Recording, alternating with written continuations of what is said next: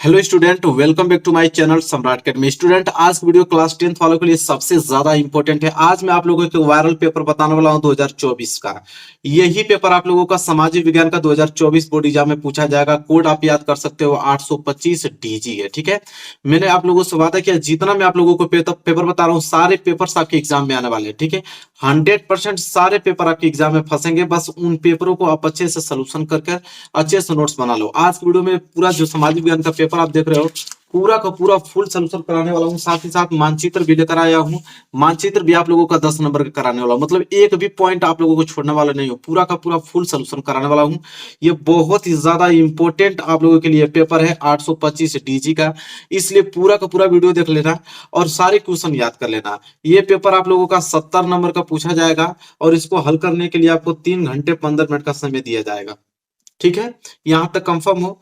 इसके बाद देखो यहाँ पे कुछ सामान्य निर्देश दिए गए हैं। स्ट्रक्चर बोला है कि प्रारंभ के 15 मिनट परीक्षार्थियों को प्रश्न पत्र पढ़ने के लिए निर्धारित है। 15 मिनट आपको दिया जाएगा इस पेपर को पढ़ने के लिए और 3 घंटे में इस पेपर को सॉल्व करना है आप लोगों को। इसके बाद बोला है कि यह प्रश्न पत्र 2 खंड में है, एक खंड अ में, दूसरा खंड ब में विभाजित है। फिर है कि खंड अ में 20 अंक के बहुविकल्पीय प्रश्न रहेंगे और जिनके उत्तर आपको कहाँ पे OMR सीट पर देना होगा। और कह रहा है कि चौथा कि खंड ब में 50 अंकों का है और इसमें लघुत्तरीय प्रश्न रहेंगे और दीर्घोत्तरीय प्रश्न रहेंगे और मानचित्र संबंधित प्रश्न रहेंगे। ये तीनों मिलाकर 50 नंबर का प्रश्न पूछा जाएगा खंड ब में। और प्रत्येक प्रश्न के लिए निर्धारित अंक उसके सम्मुख अंकित है। मतलब हर एक प्रश्न के आगे बताया गया कि प्रश्न कितने नंबर का है। चलो देखो, पेपर यहां से स्टार्ट होता है। सबसे पहले खंड अ आया जिसमें बहुविकल्पीय प्रश्न है। कितने अंक के? 20 अंक के बहुविकल्पीय प्रश्न है। देखो पहला प्रश्न क्या है कि राष्ट्रवाद का प्रारंभ सर्वप्रथम किस देश से हुआ। देखो 1 नंबर का प्रश्न है कि राष्ट्रवाद का प्रारंभ सर्वप्रथम किस देश से हुआ। देखो ऑप्शन है Germany, option B Italy, option C France, option D England. ठीक है, तो किससे हुआ था मेरे प्यारों चो? फ्रांस। तो सी वाला ऑप्शन राइट आंसर हो जाएगा। इसके बाद देखो दूसरा प्रश्न क्या है, फ्रांस की क्रांति हुई। देखो फ्रांस की क्रांति किस सन में हुआ था? तो 1789 ईस्वी में हुआ था, इसलिए बी वाला ऑप्शन जो है बिल्कुल राइट आंसर होगा। तीसरा अगर हम बात करें तो भारत छोड़ो आंदोलन किसने प्रारंभ किया था? तो भारत छोड़ो आंदोलन किसने प्रारंभ किया था? आपके महात्मा गांधी जी ने किए थे, इसलिए इसका डी वाला ऑप्शन जो है राइट आंसर हो जाएगा।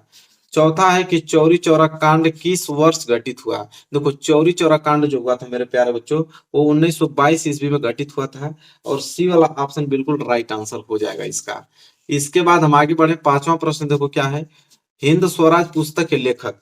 देखो हिंद स्वराज पुस्तक के लेखक वही हैं आपके महात्मा गांधी जी हैं, इसलिए सी वाला ऑप्शन राइट आंसर हो जाएगा। क्वेश्चन नंबर 6 है, करो या मरो का नारा किसका था। देखो करो या मरो का नारा भी कौन दिए थे? महात्मा गांधी जी ही दिए थे, इसलिए डी वाला ऑप्शन राइट आंसर होगा। इसके बाद बोला है कि महात्मा गांधी दक्षिण अफ्रीका से वापस कब लौटे। ठीक है, तो दक्षिण अफ्रीका से महात्मा गांधी लौटे थे सन 1915 ईस्वी में और बी वाला ऑप्शन जो है इसका राइट आंसर होगा। आठवां प्रश्न दिया है कि वंदे मातरम गीत किसके द्वारा लिखा गया था। देखो वंदे मातरम गीत जो लिखा गया था मेरे प्यारे बच्चों वो लिखा गया था बंकिम चंद्र चट्टोपाध्याय द्वारा। ये वाला ऑप्शन जो है राइट आंसर हो जाएगा। 9 प्रश्न देखो, 13 अप्रैल 1919 किस घटना से संबंधित है। देखो 13 अप्रैल 1919 जो है वो जलियांवाला बाग हत्याकांड की घटना से संबंधित है और डी वाला ऑप्शन जो है राइट आंसर होगा। 10वां प्रश्न है कि महामंदी का प्रारंभ किस वर्ष हुआ। देखो महामंदी किस सन में हुआ था? तो 1929 ईस्वी में हुआ था, सी वाला ऑप्शन इसका राइट आंसर होगा। 11वां देखो, संयुक्त राष्ट्र संघ का मुख्यालय कहाँ पर स्थित है। देखो संयुक्त राष्ट्र संघ का मुख्यालय न्यूयॉर्क में स्थित है, इसलिए सी वाला ऑप्शन इसका राइट आंसर होगा। 12वां है संयुक्त राष्ट्र संघ का स्थापना। देखो संयुक्त राष्ट्र संघ की स्थापना 1945 में हुआ था, ए वाला जो ऑप्शन है बिल्कुल राइट आंसर होगा इसका। इसके बाद 13वां प्रश्न देखो क्या है, 13वां प्रश्न मेरे प्यारे बच्चों बोला है कि प्रथम विश्व युद्ध प्रारंभ हुआ था। देखो प्रथम विश्व युद्ध कब हुआ था? 1914 ईस्वी में हुआ था, ए वाला ऑप्शन जो है राइट आंसर होगा। 15वां प्रश्न, भूमि एक संसाधन है, तो भूमि एक प्राकृतिक संसाधन, इतना तो आपको जानकारी होगा, पहला वाला ऑप्शन सही हो जाएगा। देखो इतना आप लोगों को ये पेपर जो है मतलब इस पेपर को मैं 70 में 70 नंबर लेकर आना है, एक भी प्रश्न आपको छोड़ना नहीं है एग्जाम में, इसलिए मैं पूरा पेपर का सोल्यूशन बता रहा हूँ आप लोगों को। निम्नलिखित में से मिट्टी का प्रकार नहीं है। तो कौन मिट्टी का प्रकार नहीं है? देखो काली मिट्टी तो होती ही है, पीली मिट्टी भी होता है, लेटराइट मिट्टी भी होता है। ये सीमेंट जो है मिट्टी का प्रकार नहीं है, इसलिए डी वाला ऑप्शन जो है सही आंसर हो जाएगा। सुरावा निम्नलिखित में से किस राज्य में काली मिट्टी पाई जाती है? तो किस राज्य में काली मिट्टी पाई जाती है? झारखंड, गुजरात, राजस्थान, बिहार। गुजरात में, बी वाला ऑप्शन राइट आंसर हो जाएगा, गुजरात में। 17वां है पर्वतों पर मृदा अपरदन का साधन है। तो पर्वतों पर मृदा अपरदन का साधन हिमनद होता है, बी वाला ऑप्शन बिल्कुल राइट आंसर होगा इसका। 18वां देखो पंजाब में भूमि निम्नीकरण का मुख्य कारण। देखो पंजाब में जो भूमि निम्नीकरण का मुख्य कारण है वो है आपका गहन खेती नहीं, वनोन्मूलन नहीं, बी वाला ऑप्शन भी नहीं हुआ। सी वाला देखिए ऑप्शन क्या है? अधिक सिंचाई, बिल्कुल यही राइट आंसर होगा, अधिक सिंचाई। पंजाब में भूमि निम्नीकरण का मुख्य कारण क्या है? अधिक सिंचाई है। इसके बाद 19वां, निम्नलिखित में से कौन सा नवीकरणीय योग्य संसाधन नहीं है? देखो इसमें बोला है नवीकरणीय योग्य संसाधन नहीं है, तो आपका जीवाश्म ईंधन जो है राइट आंसर हो जाएगा। 20वां, चाय की खेती के लिए कौन सी मिट्टी उपयुक्त है? तो चाय की खेती के लिए लेटराइट मिट्टी, सीधे डी वाला ऑप्शन पे क्लिक करो, एकदम याद हो गया है बिल्कुल, ठीक है। ये तो 20 नंबर के ऑब्जेक्टिव क्वेश्चन थे खंड अ में। अब खंड ब आ गया जो कि 50 अंक के हैं। उसमें सबसे पहले लघुत्तरीय प्रश्न आएंगे।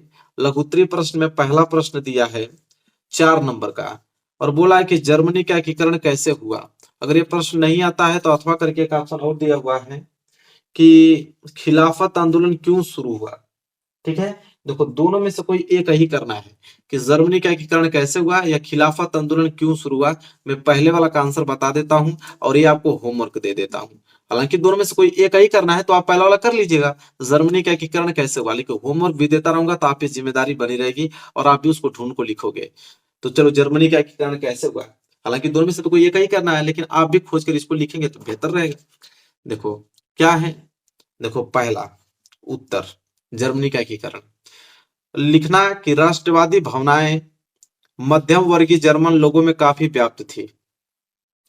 उन्होंने 1848 में जर्मन महासंघ के विभिन्न इलाकों को जोड़कर एक निर्वाचित संसद द्वारा शासित राष्ट्र राज्य बनाने का प्रयास किया था, मगर इस पहल को राजशाही और फौज की ताकत ने मिलकर क्या किया? दबा दिया। उनका प्रसा के बड़े भूस्वामियों ने भी इसका समर्थन किया। उसके बाद प्रसा ने राष्ट्रीय एकीकरण के आंदोलन का नेतृत्व संभाल लिया और उसका मुख्यमंत्री कौन? ऑटो वन बिस्मार्क इस प्रक्रिया का क्या बना था? जनक बना था। यही मेन पॉइंट जो आपको याद करना है, जिसने प्रसा की सेना और नौकरशाही की मदद लिया और 7 वर्ष के दौरान ऑस्ट्रिया को, डेनमार्क को और फ्रांस से 3 युद्धों में प्रसा की क्या किया? वो जीत किया और एकीकरण की प्रक्रिया वहां पे क्या हुई? पूरी हुई। जनवरी 1871 में वार्सराय में हुए एक समारोह में प्रसा के राजा कौन थे? विलियम प्रथम को क्या कर दिया गया? जर्मनी का सम्राट घोषित किया गया और इस तरह 1871 में जर्मनी का क्या हो गया? एकीकरण पूरा हो गया। क्लियर हो गया? इसको नोट कर लेना। इसके बाद देखो दूसरा, दूसरा है कि महात्मा गांधी द्वारा चलाए गए 3 सत्याग्रह आंदोलनों का विश्लेषण कीजिए। 4 नंबर के लिए है। अगर ये प्रश्न नहीं आता है तो अथवा करके प्रश्न दिया है कि सामाजिक अंतर कब और कैसे सामाजिक विभाजनों का रूप ला लेता है। सबसे इंपॉर्टेंट अगर हम बात करें तो पहला वाला है, यही पेपर में आप लोगों को लिखना है।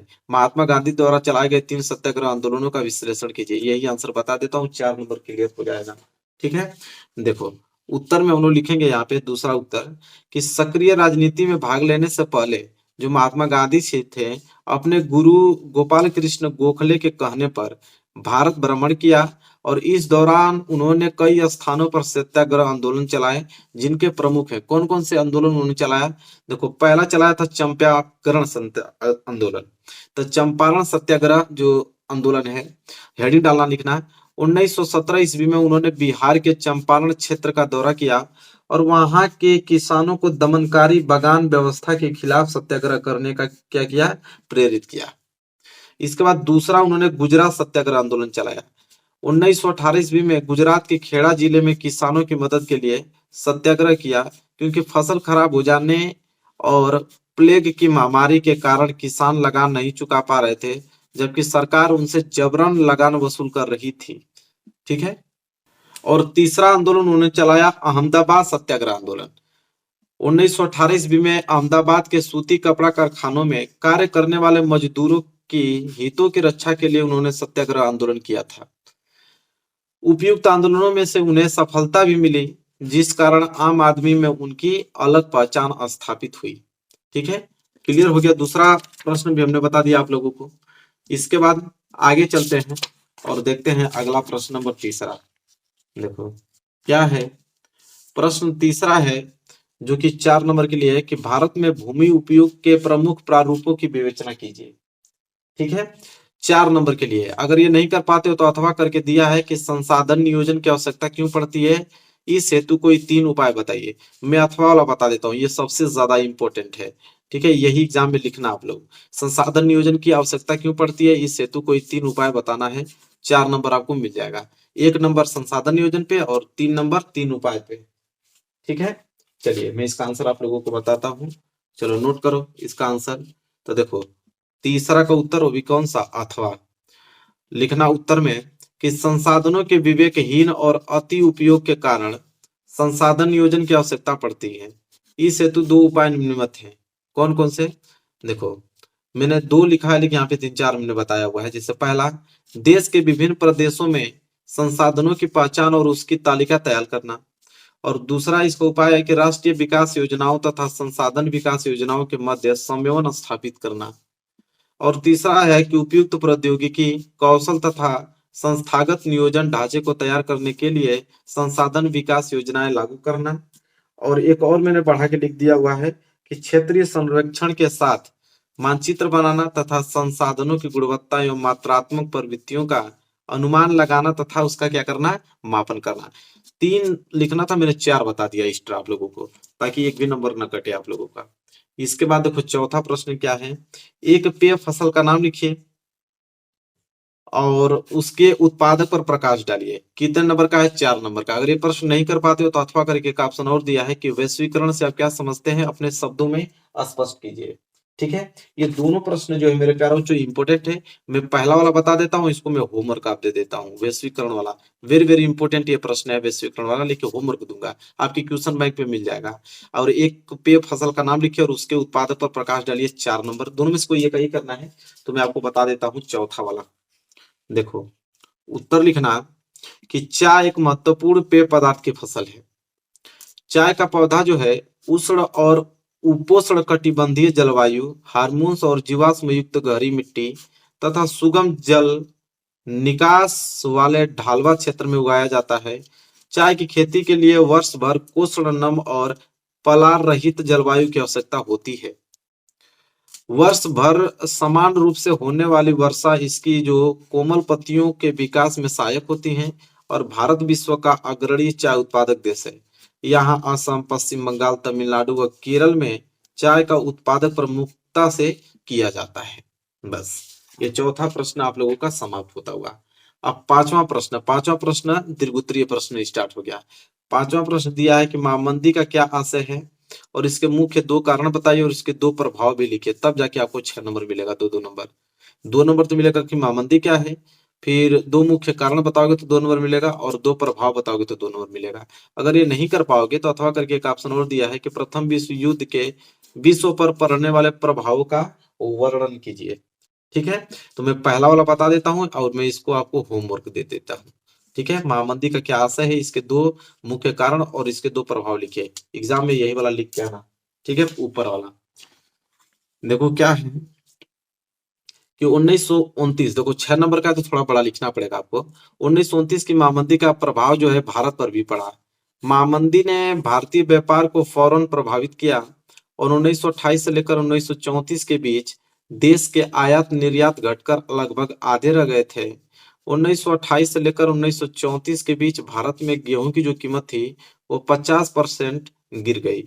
गहरी गहरी सॉरी कह रहा हूँ, मतलब शहरी निवासियों के मुकाबले किसानों और काश्तकारों को ज्यादा नुकसान हुआ। यद्यपि कृषि उत्पादों की कीमत जो है तेजी से नीचे गिरी, लेकिन सरकार ने लगान वसूली में छूट देने से क्या किया, बिल्कुल इनकार कर दिया था। सबसे बुरी मार उन काश्तकारों पर पड़ी जो विश्व बाजार के लिए उपज पैदा करते थे। टाट का निर्यात बंद होने से कच्चे पटसन की कीमतों में कितना परसेंट, 60% से ज्यादा गिरावट आ गया। मंदी के इन्हीं सालों में भारत कीमती धातुओं खास तौर से सोने का निर्यात करने लगा और 1931 में मंदी अपने चरम पर थी और ग्रामीण भारत असंतोष व उथल पुथल के दौर से क्या हो रहा था, गुजर रहा था। यह मंदी जो है शहरी भारत के लिए अधिक सुखदायी नहीं रही कीमतें गिरते जाने के बावजूद शहरों में रहने वाले ऐसे लोगों की हालत ठीक रही जिनकी आय जो है निश्चित थी। यह मैंने पूरा का पूरा उत्तर आप लोगों को बताया, बस नोट करना है आप लोगों को। ठीक है। इसके बाद क्वेश्चन नंबर 6 देखो क्या है। संघवाद क्या है? भारत की संख्यात्मक शासन व्यवस्था की प्रमुख विशेषताओं का वर्णन कीजिए। 6 नंबर के लिए प्रश्न है। अगर ये प्रश्न नहीं आता है तो अथवा करके एक प्रश्न दिया हुआ है कि नारीवाद का क्या अभिप्राय है? भारत की विधायिकाओं में महिलाओं के प्रतिनिधित्व की स्थिति पर प्रकाश डालिए। नीचे वाला होमवर्क देता हूं और ये वाला बताता हूं आपको, बहुत इंपॉर्टेंट है। संघवाद क्या है? भारत की संख्यात्मक शासन व्यवस्था की प्रमुख विशेषताओं का वर्णन कीजिए। ठीक है। चलिए, वेरी वेरी मोस्ट इंपोर्टेंट ये टॉपिक है मेरे प्यारे बच्चों। 6 नंबर के लिए तो लिखना पड़ेगा आपको। पहली बात तो हेडिंग आप डालोगे संघवाद होता क्या है। देखो, संघवाद सरकार का एक प्रारूप है जिसमें सर्वोच्च सत्ता केंद्रीय प्राधिकार और उसकी विभिन्न आनुवंशिक इकाइयों के बीच क्या हो जाती है? बढ़ जाती है। संघवाद की जो प्रमुख विशेषताएं हैं, तो संघवाद की प्रमुख विशेषताएं निम्नलिखित है। कौन कौन? पहली विशेषता यह है कि यहाँ सरकार जो है 2 या अधिक स्तरों वाली होती है और अलग अलग स्तर की सरकारें एक ही नागरिक समूह पर शासन करती हैं, पर कानून बनाने कर अपना अपना अधिकार क्षेत्र होता है। वसूलने और प्रशासन का उनका मतलब कि क्या हो रहा है कि कर वसूलने का उनका अलग अलग अपना अधिकार क्षेत्र होता है। इसके बाद है कि विभिन्न स्तरों की सरकारों के अधिकार क्षेत्र संविधान में स्पष्ट रूप से वर्णित होते हैं, इसलिए संविधान सरकार के हर स्तर के अस्तित्व और प्राधिकार की गारंटी और सुरक्षा क्या कर देता है? देता है। ठीक है। अभी तो 3 ही हुआ ना, अभी आगे बहुत लिखना है, तभी तो 6 नंबर मिलेगा। 3 हमने बता दिया, कम से कम 5-6 बताना पड़ेगा आप लोग। 3 के बाद चौथा, संविधान के मौलिक प्रावधानों को किसी एक स्तर की सरकार अकेले नहीं बदल सकती। ऐसे बदलाव दोनों स्तर की सरकारों की सहमति से ही हो सकते हैं। 5वां है कि अदालतों को संविधान और विभिन्न स्तरों की सरकारों के अधिकारों की व्याख्या करने का अधिकार है। विभिन्न स्तर की सरकारों के बीच अधिकारियों के विवाद की स्थिति में सर्वोच्च न्यायालय के निर्णायक की भूमिका निभाता है।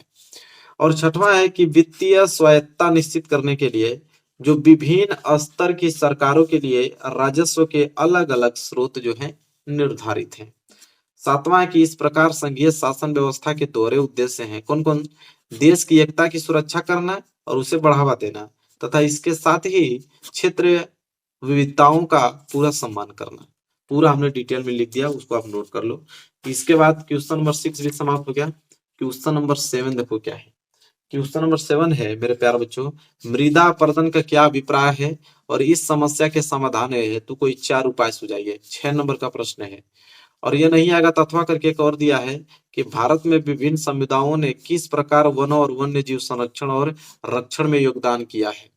ये भी 6 नंबर का। मैं ऊपर वाला बता देता हूँ कि वेरी वेरी मोस्ट इंपोर्टेंट है और मैं आपको होमवर्क में दे देता हूँ इसको तैयार करने के लिए।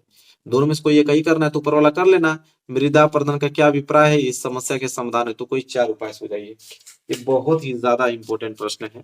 तो देखो उत्तर हम लिखेंगे 7वें का, मृदा अपरदन हेडिंग डालना और लिखना कि मृदा के कटाव और उसके बहाव की प्रक्रिया को ही मृदा अपरदन कहा जाता है। मृदा के बनने और अपरदन की क्रियाएं आमतौर पर साथ साथ चलती हैं, किंतु विभिन्न मानवीय क्रियाओं से मृदा अपरदन तेजी से होने लगता है। इसके लिए निम्नलिखित कारण उत्तरदायी है। कौन कौन से? देखो, पहला कारण यह है कि पहला कारण है भौतिक कारण। उसमें लिखना है कि मृदा अपरदन के लिए उत्तरदायी भौतिक कारक निम्नलिखित है। कौन कौन से भौतिक कारक निम्नलिखित हैं? पहला, ढाल वाली भूमि पर अपरदन समतल भूमि की अपेक्षा क्या होती है? ज्यादा होती है। ये तो सबको मालूम है। इसके बाद दूसरा जो है वह है तीव्र व मूसलाधार वर्षा से मृदा अपरदन होता है। यह मृदा की ऊपरी परत को अपने साथ बहाकर ले जाती है। ये भी सही बात है। पवनें जब आंधी का रूप ले लेती हैं तो बहुत बड़ी मात्रा में मृदा उड़ाकर ले जाती हैं। शुष्क मरुस्थलीय प्रदेशों में मृदा अपरदन का यह एक बड़ा कारक है। दूसरा होता है मानवीय कारक। निम्नलिखित कुछ मानवीय कारकों को मृदा अपरदन के लिए उत्तरदायी माना जाता है। कौन कौन से? जैसे पहला यह है कि पशुओं द्वारा अत्यधिक चराई से भूमि पर वनस्पति का आवरण जो है वो समाप्त हो जाता है और इस स्थिति में मृदा पर जल और वायु का प्रभाव जो होता है तीव्र होता है। इसके बाद है कि वृक्षों की जड़ें मृदा की रक्षा करती हैं और वनों के कटाव से मृदा अपरदन में तेजी आ गई है, क्योंकि पानी और पवने के बहाव को वृक्ष कम कर सकते हैं। तीसरा है कि भूमि के गलत तरीकों से भी मृदा अपरदन होता है। ठीक है, कृषि के गलत तरीकों से भी मृदा अपरदन होता है और गलत ढंग से हल चलाने, जैसे ढाल पर ऊपर से नीचे की ओर हल चलाने से वाहिकाएं बन जाती हैं, जिसके अंदर से बहता पानी जो है आसानी से मृदा का कटाव करता है। और लास्ट है कि खनिज पदार्थ निकालने के लिए खनन कार्य से भी मृदा अपरदन होता है। देखो मैंने एक एक पॉइंट डाल के लिखा हूँ, पढ़ पढ़ के सुना रहा हूँ, बस आपको नोट करके उनको अपने दिमाग में फिट करके जाना है। इसके बाद 8वां प्रश्न देखो, विकसित देशों की किन्हीं 3 प्रमुख विशेषताओं का वर्णन किया। ठीक है, इसके बाद अगर ये प्रश्न नहीं आएगा तब जाके संगठित और असंगठित क्षेत्रों की रोजगार परिस्थितियों की तुलना कीजिए। मैं पहला वाला बता देता हूँ आपको क्योंकि इंपॉर्टेंट है कि विकसित देशों की किन्हीं 3 प्रमुख विशेषताओं का वर्णन करो। चलो उत्तर कैसे लिखोगे? उत्तर लिखोगे यहां से, जिन देशों ने प्राकृतिक संसाधनों तथा तकनीकी के ज्ञान के बल पर पर्याप्त अधिक विकास कर लिया है, वे विकसित देश कहलाते हैं। वो क्या कहलाते हैं? विकसित देश कहलाते हैं। उदाहरण के तौर पे जैसे ब्रिटेन, संयुक्त राज्य अमेरिका, जापान व जर्मनी। विकसित देशों की 3 प्रमुख विशेषताएं निम्नलिखित हैं। कौन कौन सी विशेषताएं निम्नलिखित हैं? देखो विशेषताएं निम्नलिखित हैं। पहला विशेषता, उन्नत विज्ञान तथा तकनीकी द्वारा प्राकृतिक संसाधनों का उपयोग। ये हेडिंग पूरा बनाना, फिर लिखना है, प्राकृतिक संसाधन किसी भी देश के आर्थिक विकास की आधारशिला होते हैं। पर्याप्त प्राकृतिक संसाधन देश के आर्थिक विकास की कुंजी हैं। विकसित देश उन्नत विज्ञान तथा तकनीकी द्वारा प्राकृतिक संसाधनों का उपयोग करके आर्थिक विकास के लक्ष्य को प्राप्त करने में सफल होते हैं। जापान तथा इंग्लैंड ने बड़ी मात्रा में कच्चे माल का आयात करके मात्रा विज्ञान में उन्नत तकनीकी का समुचित उपयोग करके तीव्रता से विकास किया है। इसके बाद दूसरा है कि वृहत स्तर पर औद्योगिकीकरण, ये हेडिंग है, वृहत स्तर पर औद्योगिकीकरण।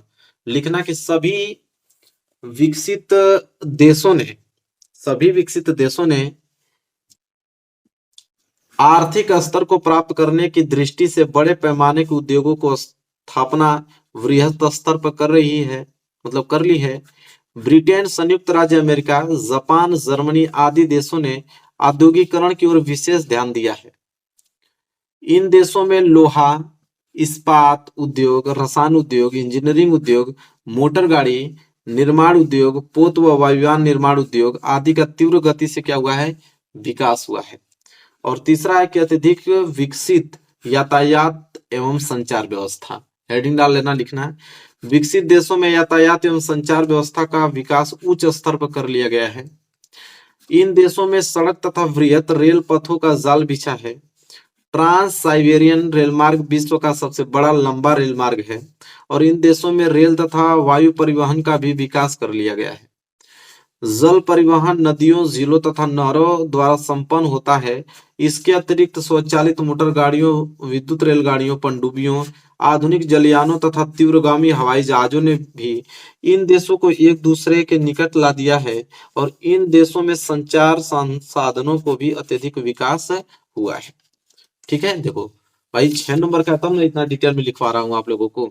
इसके बाद यहाँ से स्टार्ट हो जाता है आप लोगों का मानचित्र संबंधित कार्य। ठीक है, यहाँ से मानचित्र संबंधित कार्य स्टार्ट हो जाता है। देखो क्या है निर्देश में कि प्रश्न संख्या 9 का ए तथा 9 का बी मानचित्र से संबंधित है। ठीक है, पहले आ गया 9 का ए। 9 का ए में बोला है कि निम्नलिखित स्थानों को भारत के दिए गए रेखा मानचित्र पर इस चिन्ह द्वारा नाम सहित दर्शाइए। सही नाम तथा सही अंकन के लिए आधे अंक निर्धारित हैं। ठीक है, चलो जैसे पहला बोला है, वह स्थान जहां भारतीय राष्ट्रीय कांग्रेस का अधिवेशन सितंबर 1920 में हुआ। ठीक है, तो कहां पे हुआ था मेरे प्यारे बच्चों? सितंबर 1920 में कहां पे हुआ था? तो वो हुआ था आप लोगों का कलकत्ता में। कहां पे हुआ था? कलकत्ता में।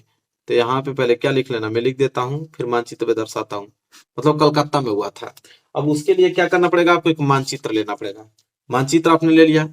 9 का ए कर रहे हो तो यहाँ ऊपर लिख, देखो यहाँ पे नेम, यहाँ पे क्लास, यहाँ पे रोल नंबर डाल लेना। 9 का ए है तो 9 का ए यहाँ पे ऊपर डालना है आप लोगों को। इसके बाद देखो क्या बोला है, वह स्थान जहाँ भारतीय राष्ट्रीय कांग्रेस का अधिवेशन सितंबर 1920 में हुआ, कलकत्ता में हुआ था। अब ये मानचित्र है। इस मानचित्र में क्या करना है? आपको कलकत्ता का लोकेशन ढूंढना पड़ेगा कि कलकत्ता का लोकेशन है क्या एग्जैक्ट। देखो कलकत्ता का लोकेशन मेरे प्यार बच्चों, ये जो आप लोकेशन देख रहे हो कलकत्ता का है। ठीक है, इसके इधर उधर कहीं भी बना सकते हो। ठीक है, तो मैं इसी को मान लेता हूँ और इसको गोले में घेर लेता हूं। इसके बाद यहाँ पे मैं भरूंगा कलकत्ता, कलकत्ता। ठीक है, ये पहला वाला प्रश्न है तो इसलिए पहला वाला इस तरह कर देंगे। ठीक है, बस यही तो करना होता है। इसके बाद दूसरा देखो, वह स्थान जहां महात्मा गांधी ने नमक कानून तोड़ा। तो नमक कानून कहाँ तोड़ा था महात्मा गांधी ने? दांडी में। कहाँ पे? दांडी में तोड़ा था। तो अब दांडी आंसर आपको मालूम चल गया। अब बस लोकेशन पे दांडी आपको दर्शाना है। तो देखो ये मानचित्र है, इस मानचित्र में दांडी क्या है? तो इस मानचित्र में यहाँ पे दांडी है। ठीक है, यहाँ पे। ठीक है, ये वाला पोर्शन दांडी है। तो इस तरह घेर लेना। घेरने के बाद यहाँ पे तीर निशान लगा के दांडी लिख लेना, दांडी। और दूसरा प्रश्न है ना, तो यहाँ पे दूसरा लिख लेना कि मैं दूसरा प्रश्न का आंसर दिया हूँ। इतना तो सिंपल होता है और कुछ नहीं है। तीसरा, वह स्थान जहाँ जलियांवाला बाग की घटना घटी। तो जलियांवाला बाग की घटना कहाँ घटी थी मेरे प्यारे बच्चों? अमृतसर में घटी थी। यहाँ मैं लिख देता हूँ ताकि आपको याद रहेगा, अमृतसर में। बस अब अमृतसर का लोकेशन ढूंढो, उसका नाम लिख दो। जैसे अब देखो ये मानचित्र है, अब अमृतसर ढूंढना है। अमृतसर कहाँ है? यहाँ पे। ये पोर्शन अमृतसर का है, तो यहाँ पे गोला खींच लो। ठीक है, इसके बाद तीर का निशान दे दो और लिख लो यहाँ पे अमृतसर, अमृतसर। चौथा प्रश्न है, तीसरा प्रश्न कर रहे हो तो तीसरा लिख दो। बस यही तो काम करना है। इसके बाद देखो आगे आ जाओ। ठीक है, आगे देखो चौथा, वह स्थान जहां महात्मा गांधी का किसान सत्याग्रह आंदोलन हुआ। तो किसान सत्याग्रह आंदोलन कहाँ हुआ? खेड़ा, मतलब गुजरात में। कहाँ पे? खेड़ा में।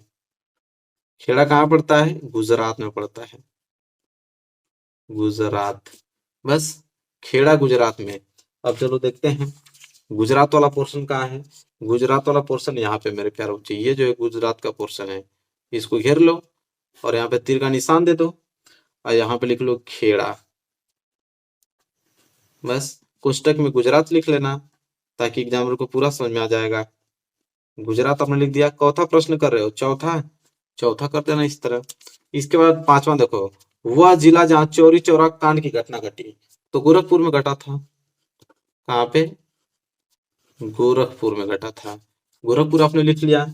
अब बस मानचित्र में गोरखपुर दर्शाना है। तो मानचित्र में गोरखपुर कहाँ है? उत्तर प्रदेश में।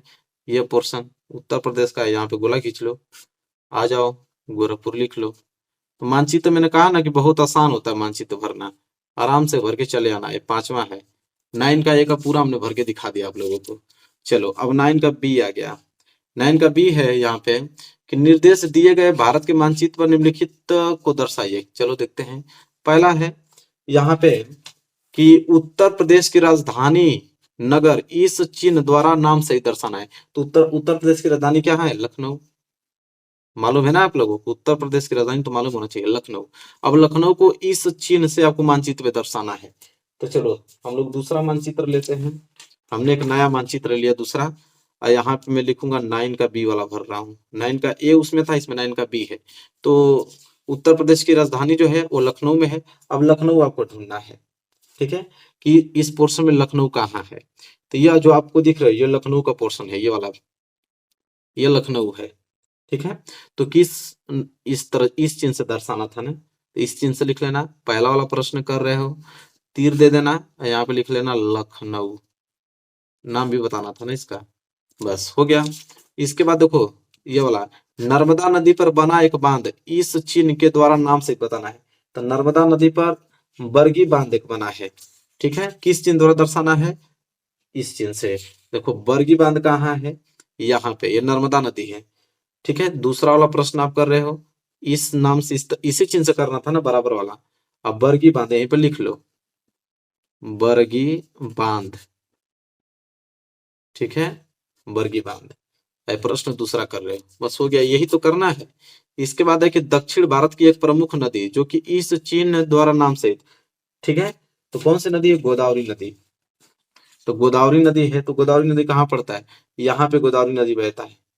ठीक है, किस चिन्ह से? इस चिन्ह से दर्शाना था, तो ये गोदावरी नदी है। तीसरा प्रश्न कर रहे हो, यही बगल में लिख लो, गोदावरी नदी। बस हो गया।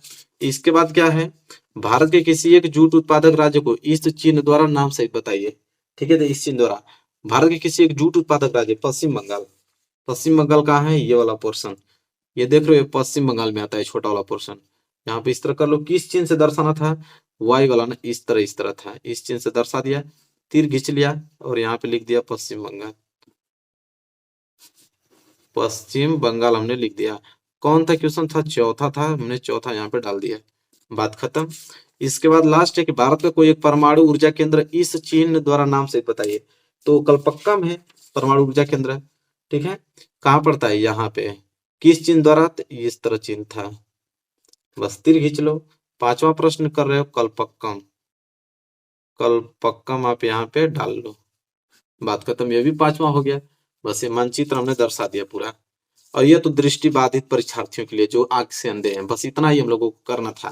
देखो हमने पूरा का पूरा इस पेपर का सोल्यूशन कर दिया मेरे प्यारे बच्चों। ये पेपर जो है बहुत ही ज्यादा वायरल पेपर है। कोड आप याद कर लेना, 825 DG, पूरा फुल सोल्यूशन बताया, एक भी प्रश्न छोड़ा हूं नहीं, पूरा फुल सोल्यूशन इसका बताया हूँ। पूरा देखकर वीडियो और अच्छे तरीके से नोट कर लेना, और यही पेपर आएंगे आपको 100%, और पूरा 70 में 70 नंबर लेकर आना है। वीडियो को लाइक कर देना, चैनल पर नए तो चैनल को जरूर सब्सक्राइब कर लेना। मिलेंगे नेक्स्ट वीडियो में आपसे, तब तक के लिए धन्यवाद।